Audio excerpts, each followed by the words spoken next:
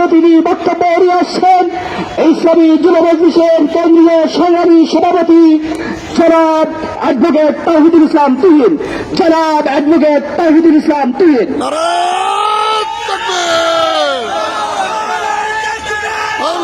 আউযু বিল্লাহি মিনাশ শাইতানির রাজিম। বিসমিল্লাহির রহমানির রহিম। বাংলাদেশ ইসলামী যুব মজলিস আজকে মহানগর কর্তৃক আয়োজিত ভারতের সাথে দেশ বিরোধী ট্রানজিট এবং দেশের স্বার্থ বিরোধী বেশ কয়েকটি চুক্তি বিরোধী আজকে দেশ বিরোধী চুক্তির প্রতিবাদে বিক্ষোভ মিছিল পূর্ব সমাবেশের সংগ্রামী সভাপতি আজকের প্রোগ্রামে উপস্থিত রয়েছেন। এই বিক্ষোভ পূর্ব সমাবেশের সম্মানিত বিশেষ অতিথি ইসলামী যুব মজলিসের কেন্দ্রীয় সাধারণ সম্পাদক আর উপস্থিত রয়েছেন খেলাফত মজলিসের ঢাকা মহানগর দক্ষিণের সংগ্রামী সভাপতি অধ্যাপক মাওলানা আজিজুল হক সহ খেলাফত মজলিসের কেন্দ্রীয় নেতৃবৃন্দ, ইসলামী যুব মজলিসের কেন্দ্রীয় নেতৃবৃন্দ, সংগ্রামী সমাবেত তৌহিদি জনতা, আসসালামু আলাইকুম ওয়া রাহমাতুল্লাহ। আপনারা জানেন এই শেখ হাসিনা সরকার এটি বাংলাদেশের জনগণ দ্বারা কোনো নির্বাচিত সরকার নয়। এটি হইতেছে একটু অনির্বাচিত সরকার। অনির্বাচিত সরকার বৈধ না অবৈধ? অবৈধ সরকার কখনো প্রতিবেশী যারা বাংলাদেশের উপরে নিয়মতান্ত্রিকভাবে ধারাবাহিকভাবে একের পর এক আগ্রাসন চালিয়ে যাচ্ছে তাদের সাথে যে ক্ষমতায় বসার জন্য রাতের অন্ধকারে ভারতের সাথে আঘাত করে এই সরকার ভারতের সহযোগিতা নিয়ে ক্ষমতায় এসেও যে কমিটমেন্ট করেছিল মজলিস সরকার একটি উগ্র সাম্প্রদায়িক সরকার ভারতের নির্বাচিত হওয়ার পরে সেখানে গিয়ে তৈরি করে বাংলাদেশ বিরুদ্ধে অনেকগুলো চুক্তি করে এসেছে। আমাদের মন্ত্রী ওবায়দুল কাদের সাহেব তিনি বলেন একজন রাজনৈতিক প্রতিপক্ষের জবাবের প্রতিবাদে বলেন তারা নাকি পড়ালেখা জানে না। ওবায়দুল কাদের সাহেব খুব পড়ালেখা জানেন। ওবায়দুল কাদের সাহেব বলেন পড়ালেখা করে প্রতিবাদ করার জন্য। আমাদের এত পড়ালেখা করা লাগবে না।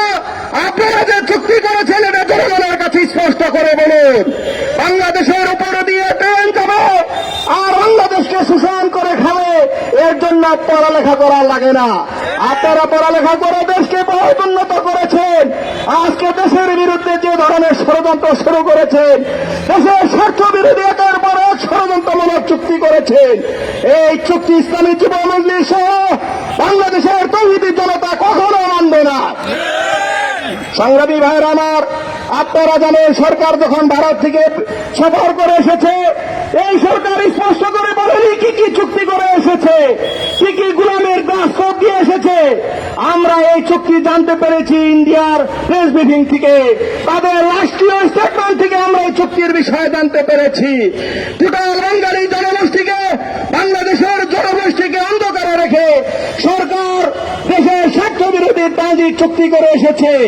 আমরা এই চুক্তি মানব না যতক্ষণ পর্যন্ত ইন্ডিয়া আমাদেরকে নেপালে যাওয়ার ট্রানজিট না দিবে, যতক্ষণ পর্যন্ত তিস্তা নদীর পানির ন্যায্য হিস্সা না দিবে, যতক্ষণ পর্যন্ত সীমান্তে আমার ভাইয়ের হত্যাকাণ্ড বন্ধ না করবে, ততক্ষণ পর্যন্ত এই চুক্তি বাংলাদেশের মানুষ অবৈধ মনে করে মানবে না, মানবে না।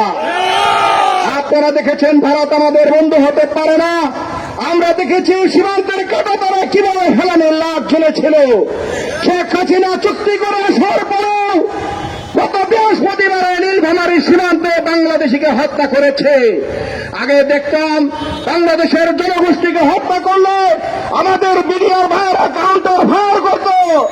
এখন লাশ পড়ার পরে বাংলাদেশের বিডিআররা বলে আমরা ফ্ল্যাগ মিটিং করব।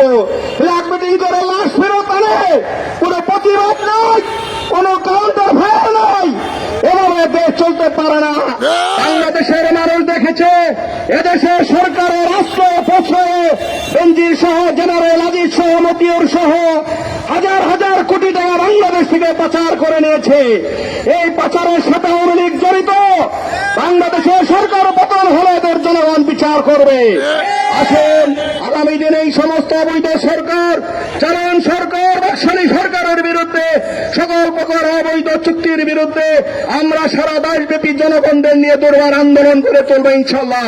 আগামী দিনে আপনাদের সবাইকে রাজপথে আন্দোলনে সক্রিয় অংশগ্রহণ করার আহ্বান জানিয়ে বক্তব্য এখানে শেষ করছি। আমরা তৌফিক ইল্লা বিল্লাহ। সংগ্রামী উপস্থিতি, এখন আমাদের